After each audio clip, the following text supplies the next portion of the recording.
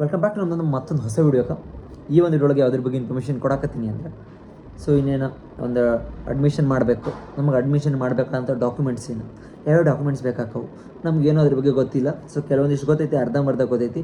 So ಏನು ಬೇಕು, ಯಾವ್ಯಾವ ಡಾಕ್ಯುಮೆಂಟ್ ಬೇಕು, ಹೆಂಗೆ ಅಂತ ಹೇಳ್ಕೆ ನಾನು ನಿಮಗೆ ಈ ಒಂದು ವಿಡಿಯೋಗೆ ಸಂಪೂರ್ಣ ಮಾಹಿತಿ ಕೊಡ್ತೇನೆ. ಸೊ ಇನ್ನೂ ಯಾರು ಸಬ್ಸ್ಕ್ರೈಬ್ ಆಗಿಲ್ಲ, ಸಬ್ಸ್ಕ್ರೈಬ್ ಮಾಡ್ಕೊಡ್ರಿ, ಹಂಗೆ ಲೈಕ್ ಮಾಡಿರಿ, ಶೇರ್ ಮಾಡಿರಿ ನಿಮ್ಮೆಲ್ಲ ಫ್ರೆಂಡ್ಸಿಗೂ ಸಹ. ಸೊ ಯಾವುದೋ ಡಾಕ್ಯುಮೆಂಟ್ಸ್ ಮತ್ತೆ ನೀವು ಹೊಸದಾಗಿ ಏನೋ ಮಾಡಿಸೋದಿಲ್ಲ, ಜಸ್ಟ್ ಅಡ್ಮಿಷನ್ ಪರ್ಪಸ್ಸಿಗೆ ಅಂತೇಳಿ. ಸೊ ಈ ಒಂದು KCET 2026 ಒಳಗೆ ಸೊ ಹೇಳ್ತೀನಂತ ಡಾಕ್ಯುಮೆಂಟ್ಸ್ ಯಾವ್ಯಾವ ಬೇಕು ಏನಂತ ಹೇಳಕ್ಕೆ ಕ್ಲಿಯರಾಗಿ. ಸೊ ಎಂಡ್ವರೆಗೂ ನೋಡಿರಿ. ಏನಾದ್ರು ಡೌಟ್ ಇದ್ದರೆ ಕಮೆಂಟ್ ಮಾಡಿರಿ. ಇಪ್ಪ ಏನಾದ್ರು ಕಮೆಂಟ್ ಮಾಡೋಕ್ಕೆ ಹೆಸಿಟೇಟ್ ಆಗ್ತೈತಿ ಅಂದ್ರೆ ಸೊ ಇನ್ಸ್ಟಾಗ್ರಾಮ್ ಒಳಗೆ ಬಂದು ಫಾಲೋ ಆಗಿ ನಂಗೆ DM ಮಾಡಿರಿ. ಸೊ ನಿಮ್ಗೆ ಏನಾದರೂ ಐಡಿಯಾಸ್ ಇರಬೇಕಾದ್ರೆ ಡಿಸ್ಕ್ರಿಪ್ಷನಲ್ಲಿ ಕೊಟ್ಟಿರ್ತೀನಂತ. ಸೊ ಬರ್ರಿ. ಇವಾಗ ಫಸ್ಟ್ ಡಾಕ್ಯುಮೆಂಟ್ ಏನು ಬೇಕಂದ್ರೆ, ನಿಮ್ಮ ಒಂದು KCET ಅಪ್ಲಿಕೇಶನ್ ಫಾರ್ಮ್ ಬೇಕು, ಜೆರಾಕ್ಸ್ ಕಾಪಿ ಅಥವಾ ಒರಿಜಿನಲ್ ಇದ್ರೂ ನಡೀತೈತಿ. ಒರಿಜಿನಲ್ ಇರೋದಿಲ್ಲ, ಜೆರಾಕ್ಸ್ ಇರ್ತೈತಿ. KCET ಅಪ್ಲಿಕೇಶನ್ ಫಾರ್ಮ್, ನೀವು ಅಪ್ಲಿಕೇಶನ್ ಹಾಕಿದಂಥ ಒಂದು ಫಾರ್ಮ್ ಇರ್ತೈತಿ. ಸೊ ಒಂದು ಫಾರ್ಮ್ ಬೇಕು. ಮತ್ತು ಅದು ಆದ್ಮೇಲೆ ಲೈಕ್ ವೆರಿಫಿಕೇಷನ್ ಸ್ಲಿಪ್ ಅಂತ ಐತಿ ನಿಮ್ಮ ಕಡೆ ಇವಾಗ ಆಲ್ರೆಡಿ. ಆ ಒಂದು ವೆರಿಫಿಕೇಷನ್ ಸ್ಲಿಪ್ ಬೇಕು. ಅದು ಸಹ ಡಾಕ್ಯುಮೆಂಟ್ ಅಂದರೆ ಒಂದು ಅಡ್ಮಿಷನ್ ಮಾಡಬೇಕಾದ್ರೆ ನಿಮಗೆ ತುಂಬ ಬೇಕಾದದ್ದು. ಅದಾದ್ಮೇಲೆ ಇವಾಗ ನಿಮಗೆ ಕಾಲೇಜ್ ಅಲೌಟ್ ಆಗಿರ್ತೈತಿ. ಇವಾಗ ಫಸ್ಟ್ ರೌಂಡ್ ಆಗಿರಲಿ, ಸೆಕೆಂಡ್ ರೌಂಡ್ ಆಗಿರಲಿ, ಥರ್ಡ್ ರೌಂಡ್ ಆಗಿರಲಿ, ಈ ಒಂದಿಷ್ಟು ರೌಂಡಲ್ಲಿ ನಿಮಗೊಂದು ಕಾಲೇಜ್ ಅಲೌಟ್ ಆಗಿರ್ತೈತಿ. ಅಲೌಟ್ ಆದಾಗ ನಿಮಗೊಂದು ಸ್ಲಿಪ್, ನೀವು ಯಾವುದೋ ಒಂದು ಇವಾಗ ಫಸ್ಟ್ ರೌಂಡಲ್ಲೇ ಸೀಟ್ ಸಿಕ್ಕರೆ ನಾನು ಅದೇ ಕಾಲೇಜಿಗೆ ಹೋಗ್ತೀನಿ ಅಂದರೆ ನಿಮಗೆ ಅಲ್ಲೊಂದು ಡೌನ್ಲೋಡ್ ಮಾಡ್ಕೋಬೇಕಾಗಿರ್ತೈತಿ. ಕನ್ಫರ್ಮೇಷನ್ ಸ್ಲಿಪ್ ಅಥವಾ ಅಡ್ಮಿಷನ್ ಆರ್ಡರ್ ಕಾಪಿ ಅಂತ ಬರ್ತೈತಿ. ಸೊ ನೀವು ಕನ್ಫರ್ಮೇಷನ್ ಸ್ಲಿಪ್ ಮೇಲೆ ಕ್ಲಿಕ್ ಮಾಡಿದಾಗ ಸೊ ನಿಮ್ಗೆ ಅಲ್ಲೊಂದು PDF ನೋಡ್ ಹಾಕೈತಿ. ಅದು ಸಹ ಇಂಪಾರ್ಟೆಂಟ್, ಅದು ಸಹ ಬೇಕು. ಕಾಲೇಜಿಗೆ ಸಬ್ಮಿಟ್ ಮಾಡಬೇಕು ನೀವು ಅಲ್ಲಿ. ಇನ್ನದು ಆದ್ಮೇಲೆ ನಿಮ್ಮ ಸ್ಟಡಿ ಸರ್ಟಿಫಿಕೇಟ್ ಬೇಕು 1 to 12ವರೆಗೂ. ಅಂದರೆ 1 to 10ವರೆಗೂ ಇರ್ತೈತೆ ನಿಮ್ಮದು. ಸೊ 12ವರೆಗೂ ಇತ್ತಂದ್ರೆ 12ವರೆಗೂ, ಇಲ್ಲ 1 to 10 ಇಯರ್ ಅಥವಾ ಟೋಟಲ್ 10 ಇಯರ್ವರೆಗೂ ಬೇಕು ಸ್ಟಡಿ ಸರ್ಟಿಫಿಕೇಟ್.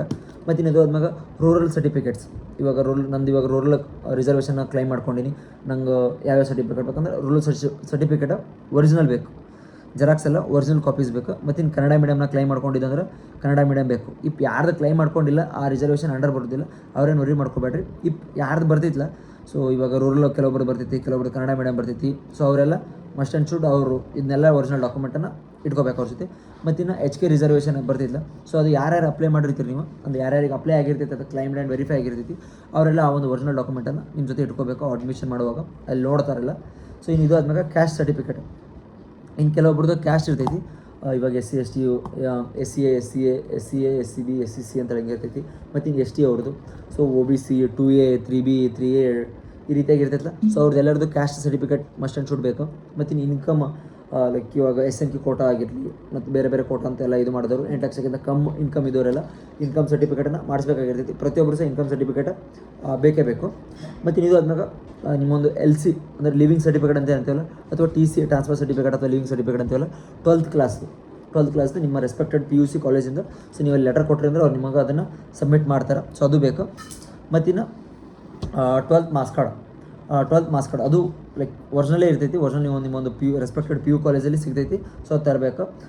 ಯಾರಾದರೂ ಡ್ರಾಪರ್ ಇದ್ದೀರಿ ಅಂದ್ರೆ ಸೊ ನಿಮಗೆ ಆಲ್ರೆಡಿ ಸಿಕ್ಕಿರ್ತೈತೆ ಅನ್ಕೋತೀನಿ. ಸೊ ಅಲ್ಲಿಂದ ತೊಗೊಂಡು ನೀವು ಹೋಗಿ ನೀವೊಂದು ಯಾವ ಕಾಲೇಜಿಗೆ ಅಡ್ಮಿಷನ್ ಮಾಡ್ಕೋತಿರ್ತೀರಲ್ಲ ಅಲ್ಲಿ ಇದನ್ನೆಲ್ಲ ಒಯ್ದು ಸಬ್ಮಿಟ್ ಮಾಡಬೇಕು.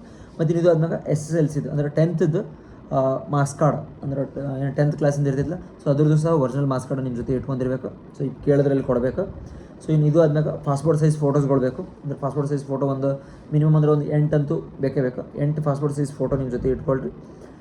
ಮತ್ತಿನ್ನು ಇದು ಆದ್ಮೇಲೆ ಬ್ಯಾಂಕ್ ಪಾಸ್ಬುಕ್ ಜೆರಾಕ್ಸ್ ಎಮರ್ಜೆನ್ಸಿಗೆ ಅಲ್ಲಿ ತೊಗೊಂಡು ಕೇಳ್ತಾರೆ. ಸೊ ಕೇಳಿದಾಗ ನೀವು ಅಲ್ಲಿ ಕೊಡಬೇಕು. ಮತ್ತು ನಿಮ್ಮ ಆಧಾರ್ ಕಾರ್ಡ್.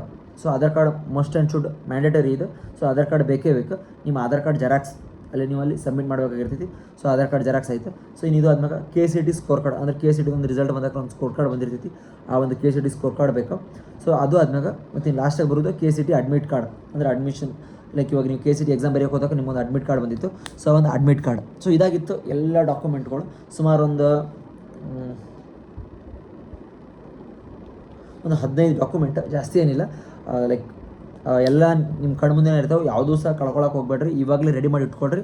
ಸೊ ಒನ್ಸ್ ನೀವು ಅಡ್ಮಿಷನ್ ಮಾಡ್ಕೊಳ್ಬೇಕಾದ್ರೆ ಕೆಲವೊಂದಿಷ್ಟು ಡಾಕ್ಯುಮೆಂಟನ್ನು ಆ್ಯಡ್ ಮಾಡಿ ನೀವು ಹೋಗಿ ನಿಮಗೆ ಯಾವ ಕಾಲೇಜ್ ಸಿಕ್ಕಿರ್ತಿಲ್ಲ ಅಲ್ಲಿ ಹೋಗಿ ನೀವು ಅಡ್ಮಿಷನ್ ಮಾಡ್ಕೋಬೋದು.